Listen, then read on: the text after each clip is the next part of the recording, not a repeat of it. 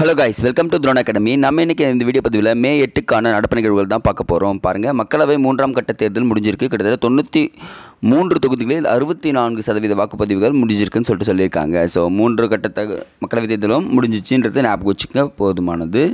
அப்படியே வந்தீங்கன்னு வச்சுக்கோங்களேன், இந்த இடத்துல எந்த நியூஸும் இல்லை. ஸ்ட்ரெயிட்டாக என்ன பண்ணிடலான்னு பார்த்தீங்கன்னா, ஒரு இந்த மரண வியாபாரிகள்னு சொல்லக்கூடியவன்னு டாப்பிக்கில் கொடுத்து ஒரு ஆக்ட் மட்டும் ரொம்ப முக்கியங்க. ஏன்னா மத்திய அரசு என்ன பண்ணுறாங்க பார்த்தீங்கன்னா, திடீர்னு விழிச்சுப்பாங்க. என்ன காரணம்னு பார்த்தீங்கன்னு வச்சுக்கோங்களேன், இந்த ஆரோக்கிய பானங்கள் என்ற பெயரை பயன்படுத்தக்கூடாது அப்படின்னு சொல்லிட்டாங்க. இப்போ நான் குடிக்கிற எந்த பானமும் ஆரோக்கியமானதுன்னு சொல்லிட்டு விளம்பரங்களில் சொல்லக்கூடாது தான் உண்மையான விஷயங்க.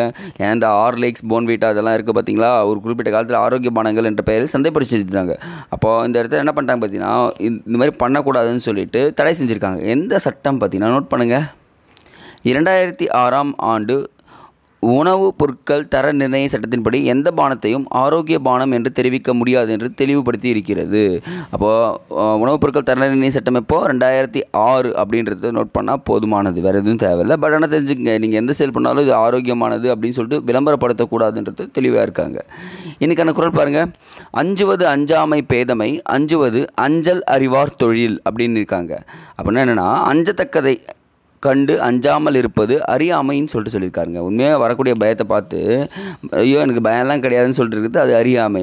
அஞ்சத்தக்கதை கண்டு அஞ்சுவதே அறிவுடையாரின் தொழிலாகும். அப்போ வரக்கூடிய பிரச்சனையை பார்த்து எதிர்கொள்கிறதுக்கு தயாராகிடணும். அதுதான் இங்கே திருவள்ளுவர் அழகாக சொல்லியிருக்காரு, அறிவுடைமை அப்படின்ற அதிகாரத்தில் இருந்து. அடுத்தது இங்கெல்லாம் பார்த்தீங்கன்னு வச்சுக்கோங்களேன், ஃபுல்லாக கிரிட்டிக் நியூஸாகவே இருக்குது.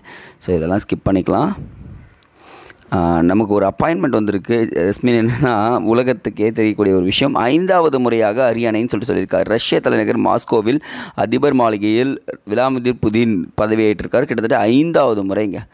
இது 2030 வரைக்கும் என்ன பண்ணுவார், அவர் தாங்க பதவியில் நீடிக்க போகிறார். இப்போ 2024 கிட்டத்தட்ட 6 வருஷங்க அங்கே மட்டும் பார்த்தீங்கன்னா. ஸோ இதை மட்டும் நீங்கள் நோட் பண்ணால் போதுமானது. பாருங்கள், அப்படியே பார்த்தீங்கன்னா 5வது முறை இருந்திருக்காரு. நான் அப்போ கிட்டத்தட்ட 5வது முறைனா 6 வருஷம்னா கணக்கு பண்ணிக்க, 30 வருஷம் கிட்டத்தட்ட அவர் என்ன இருக்கார், அதிபராக இருக்காருன்றது தெரிஞ்சுக்கினா போதுமானது. அடுத்தது இதை ஸ்கிப் பண்ணிக்கலாம். இங்கே பாருங்கள், பிற மாநிலங்களும் பின்பற்றும் தமிழக அரசின் நலத்திட்டங்கள். நம்ம ஆல்ரெடி பேசியிருப்போம்.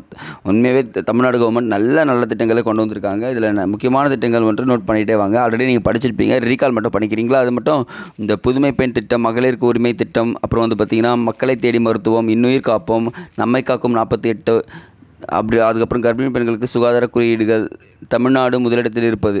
உங்கள் நோட் பண்ணுங்கள், இந்த ஒரு பாயிண்ட் பண்ணி நோட் பண்ணுங்கள், கர்ப்பிணி பெண்கள் சுகாதார குறியீட்டில் தமிழ்நாடு முதலிடத்தில் இருக்குதுன்னு சொல்லியிருக்காங்க. ஸோ இந்த இடத்துல எக்ஸாம் பாயிண்ட் ஆஃப் வியூவில் இது ரொம்ப முக்கியங்க. சரிங்களா? வேளாண் திட்டங்களை பற்றி நிறைய பேசியிருக்காங்க.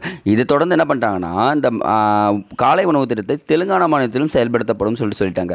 பாருங்கள், தெலுங்கானா மாநிலத்தில் மட்டும் கிடையாது, ஒரு கண்ட்ரி, கனடான்னு ஒரு கண்ட்ரி என்ன பண்ணிட்டாங்க பார்த்தீங்கன்னா, நானும் எடுத்துக்கிறேன்ப்பா அப்படின்னு சொல்லியிருக்காங்க. அப்போ கனடா என்ன பண்ணிட்டாங்க பார்த்தீங்கன்னா, காலை உணவு திட்டத்தை அறிமுகம் செய்தாங்க. அப்போ எங்கேருந்து பின்பற்றிருக்காங்கன்னா, தமிழ்நாடு அரசுகிட்ட தான் பின்பற்றிருக்காங்கன்றது தெரிஞ்சுக்கினா போதுமானதுங்க. சரிங்களா? அப்போ இந்த ஸ்கீம் எல்லாமே ஜஸ்ட் நீங்கள் ஆல்ரெடி எழுதிருப்பீங்க, அப்படியே ஒரு ரீகால் மட்டும் பண்ணிக்கங்க, போதுமானதுங்க. சரிங்களா? ஓகே, அடுத்த வீடியோ சந்திக்கலாம். நன்றி.